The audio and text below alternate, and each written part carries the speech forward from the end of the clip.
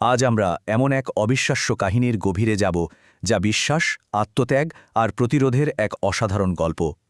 আসহাবুল উখদুদ বা গর্তের অধিবাসীদের এই উপাখ্যানটা শুধু অতীতের কোনো ঘটনা নয়, এর মধ্যে লুকিয়ে আছে এক গভীর শিক্ষা। চলুন সেই গল্পটাই আজ শোনা যাক। আমরা কিন্তু গল্পের শুরু থেকে শুরু করছি না, বরং এক লাফে চলে যাচ্ছি গল্পের সবচেয়ে নাটকীয় আর ভয়াবহ মুহূর্তটিতে, এমন একটা ঘটনা যা ধর্মগ্রন্থে চিরদিনের জন্য খোদাই হয়ে গেছে। এই আয়াতগুলো পড়লেই কিন্তু গায়ে কাটা দেয়। এখানে শুধু অত্যাচারীদের কথাই বলা হচ্ছে না, বরং তাদের নিষ্ঠুরতার একটা ভয়ঙ্কর ছবি তুলে ধরা হচ্ছে। ভাবুন একবার, ওরা শুধু মানুষকে আগুনে ফেলেই থামেনি, বরং আগুনের পাশে আরাম করে বসে সেই ভয়াবহ দৃশ্যটা দেখছিল, উপভোগ করছিল। অনেকেই হয়তো ভাবেন এটা নিছকই একটা গল্প, কিন্তু না, এর একটা বাস্তব পটভূমি আছে। আজকের সৌদি আরবের নাজরান শহরে গেলে এখনও এর চিহ্ন দেখতে পাওয়া যায়। এই যে আল উকতুদের ধ্বংসাবশেষ, এটাই সেই ভয়াবহ ঘটনার নীরব সাক্ষী হয়ে দাঁড়িয়ে আছে। তো মূল প্রশ্নটা হচ্ছে, কারা ছিলেন এই মানুষগুলো? কি এমন বিশ্বাস ছিল তাদের, যার জন্য তারা হাসি মুখে আগুনে ঝাঁপ দিতেও রাজি ছিলেন? চলুন এই উত্তরটাই খুঁজে বের করা যাক। এই প্রশ্নের উত্তর পেতে হলে আমাদের গল্পের একেবারে শুরুতে ফিরে যেতে হবে, যেখানে চারজন মানুষের জীবন এক অদ্ভুত সুতোয় বাঁধা পড়েছিল। একজন রাজা, একজন জাদুকর, একজন সাধু আর এক বুদ্ধিমান কিশোর। দেখুন, গল্পের একদিকে আছে ক্ষমতা, মানে অত্যাচারী রাজা আর তার জাদুকর যারা নিজেদের প্রভাব ধরে রাখতে চায়, আর অন্যদিকে আছে বিশ্বাস, অর্থাৎ এক ঈশ্বরের উপাসক, এক সাধু। আর এদের ঠিক মাঝখানে দাঁড়িয়ে আছে এক বুদ্ধিমান বালক, যার কাঁধেই ছিল পুরো গল্পের মোড় ঘুরিয়ে দেওয়ার দায়িত্ব। তো এই ছেলেটাকে পাঠা হয়েছিল জাদুকরের কাছে জাদু শিখতে, কিন্তু তার ভাগ্যেই হয়তো অন্য কিছু লেখা ছিল, কারণ প্রতিদিন যাওয়া আসার পথে তার দেখা হতো এক সাধুর সাথে।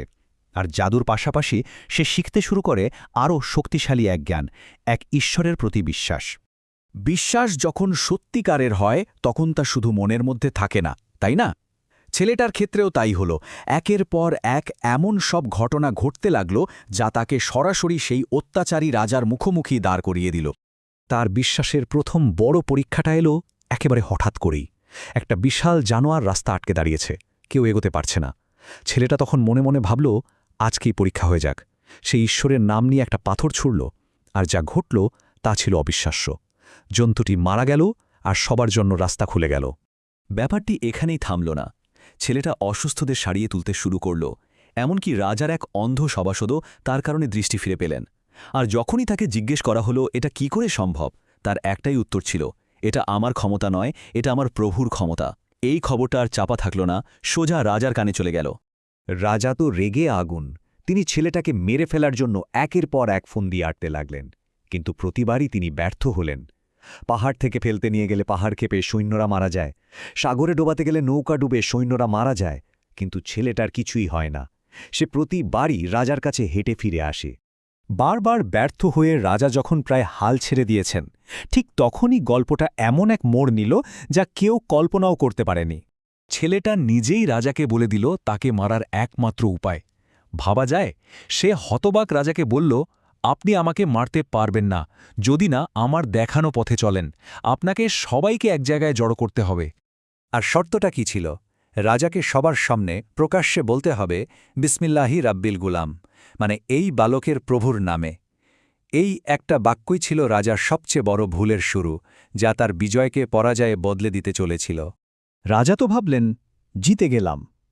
তিনি তীর ছুড়লেন, ছেলেটা মারাও গেল। কিন্তু এরপর যা হলো তা ছিল রাজার জন্য এক বিরাট ধাক্কা। এই দৃশ্য দেখে পুরো জনতা একসুরে চিৎকার করে বলে উঠল, আমরাও এই বালকের প্রভুর উপর ঈমান আনলাম। রাজা বালককে তো মারলেন, কিন্তু তার বিশ্বাসকে হাজার হাজার মানুষের মধ্যে ছড়িয়ে দিলেন। নিজের চোখের সামনে নিজের প্রজাদের বিশ্বাস বদলে যেতে দেখে রাজা ক্ষোভে ফেটে পড়লেন। আর এরপরই তিনি এমন এক নিষ্ঠুরতার পথ বেছে নিলেন যা ইতিহাসে কুখ্যাত হয়ে আছে। প্রজাদের ওপর নিয়ন্ত্রণ হারিয়ে রাজা উন্মাদ হয়ে গেলেন। তার একটাই নির্দেশ ছিল, বিশাল বিশাল গর্ত খোঁড়ো আর তাতে দাউ দাউ করে আগুন জ্বালাও। নতুন বিশ্বাসীদের সামনে মাত্র দুটো রাস্তা খোলা রাখা হলো, হয় বিশ্বাস ছাড়ো, নয়তো জ্বলন্ত আগুনে ঝাঁপ দাও। এর মাঝে আর কোনো পথ ছিল না। এই সময়েই সেই বিখ্যাত ঘটনাটা ঘটে। একজন মা তার কোলের শিশুকে নিয়ে আগুনের সামনে এসে একটু থমকে গিয়েছিলেন। আর ঠিক তখনই তার কোলের সেই দুধের শিশু কথা বলে ওঠে। সে বলে, মা, ভয় পেও না, তুমি তো সত্যের পথেই আছো। এই একটা ঘটনাই বুঝিয়ে দেয় তাদের বিশ্বাসের গভীরতা। তারা একজনও পিছু হটেনি। বাইরে থেকে দেখলে মনে হবে এটা একটা ভয়ঙ্কর পরাজয়, একটা গণহত্যা, কিন্তু কোরআন এই ঘটনাকে বলছে মহাসাফল্য বা আল ফাউজ আল কাবীর, মানে জাগতিক চোখে যা হার, আধ্যাত্মিক চোখে সেটাই আসল জয়। এই ধারণাটাই কিন্তু পুরো গল্পের কেন্দ্রবিন্দু। কিন্তু প্রশ্ন হল, রাজা কি পেরেছিলেন তার উদ্দেশ্য সফল করতে? আগুন দিয়ে কি বিশ্বাসকে নিভিয়ে দেওয়া যায়? চলুন দেখি এই ঘটনার পর কি হল। তাদের এই আত্মত্যাগ বৃথা যায়নি।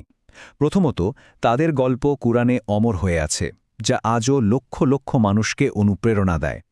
আর ঐতিহাসিকভাবেও এই গণহত্যার খবর পেয়ে পাশের খ্রিস্টান রাজ্য আক্রমণ করে সেই অত্যাচারী রাজার পতন ঘটায়। এর সবচেয়ে বড় শিক্ষা হল, আপনি হয়তো বার্তাবাহককে মেরে ফেলতে পারেন, কিন্তু তার বার্তা, সেটাকে থামানো প্রায় অসম্ভব। শেষ পর্যন্ত কি দাঁড়ালো? রাজা চেয়েছিলেন একটা বিশ্বাসকে এই পৃথিবী থেকে মুছে দিতে, কিন্তু তার নিজের কাজের কারণেই সে বিশ্বাস আর সে গল্পটা চিরদিনের জন্য অমর হয়ে গেল। তাহলে আমাদের শেষ প্রশ্নটা এখানেই, কিভাবে একটা ভয়াবহ হত্যাকাণ্ড একটা চূড়ান্ত বিজয়ের গল্প হয়ে উঠতে পারে? এই আপাত বিরোধাভাস বা প্যারাডক্সের মধ্যেই হয়তো লুকিয়ে আছে বিশ্বাস আর আত্মত্যাগের আসল অর্থ।